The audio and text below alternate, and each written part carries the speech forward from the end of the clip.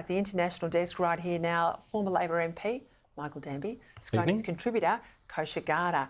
I want to play a grab, if I can, overnight from Britain's top spy chief, Sir Jeremy Fleming.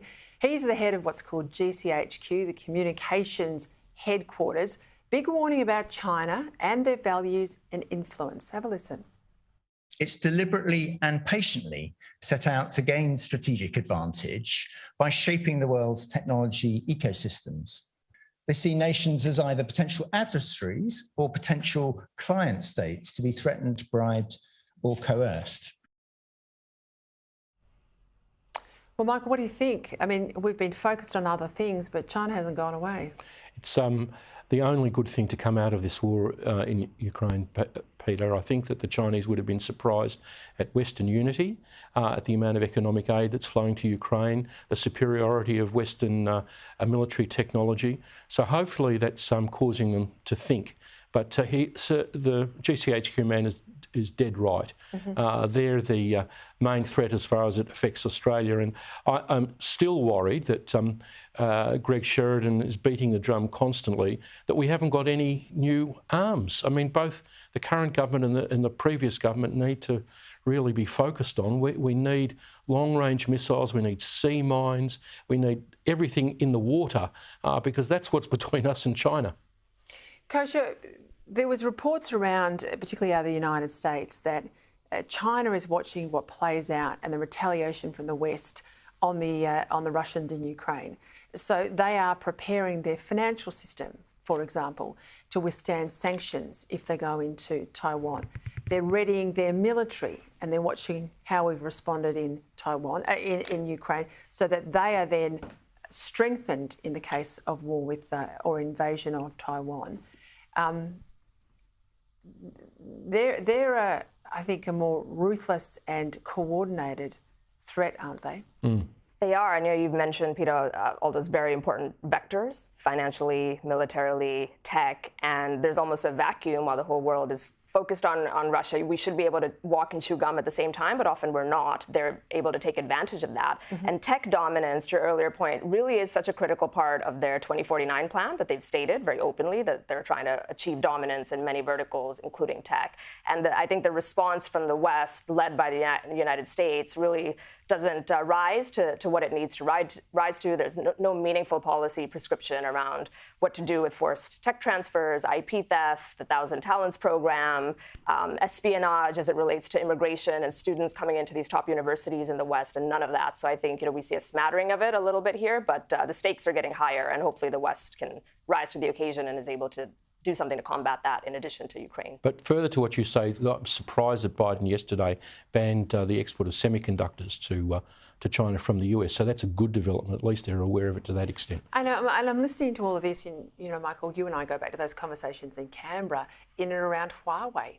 I mean, can you imagine if Huawei had delivered 5G in this country? Absolute critical infrastructure. Well, Australia has led the way on this, and we're good at. It took some pushing and shoving, though. Yeah, it sure did. People on all sides, and I'm so pleased we did it. And then we did it with the China extradition treaty, and then we've led the world with campaign financing by overseas powers, particularly China, and foreign interference. So other countries are learning from what we did. You can keep your integrity and sovereignty. By just being ethical and saying to China, please, we'd like to trade with you, but so far and no further. Okay, quick one. What's happening with Biden and oil and the Saudis? Not a good week for him, and I think he came out and said sort of a famous or infamous clip last week that no one F's with a Biden, and exactly that morning OPEC announced that they were going to cut production costs, so it's a little bit of a stub in the eye. I think, look, the White House released a statement in the wake of this production cut saying that we're going to have to reevaluate our relationship with Saudi Arabia. I think those words unfortunately ring hollow unless they come attached with a very serious policy position on amping up domestic production, which the United States is lucky enough to have, rich resources, turn on the Keystone Pipeline, get rid of the regulations that's stymieing that. Unless there's anything there, nothing much is going to come from this. On the flip side, I think Saudi Arabia might also be rethinking the relationship, where the petrodollar that came out of an arrangement, Kissinger brokered in the 1970s that says all global transactions around oil have to take place with a dollar. If they ever move away from that, if that day comes, and it's not inconceivable that it could come, Peta, that's going to be catastrophic in terms of what it means for the dollar and the global economy. Kosher's exactly right. They're producing only 11 million barrels that the Americans, they should be producing 13 million barrels. That's why there's a shortage, not because of the Saudis. Climate. That is the climate zealotry. That's the Democrats in the Congress. That's all of these promises made to the left in their country.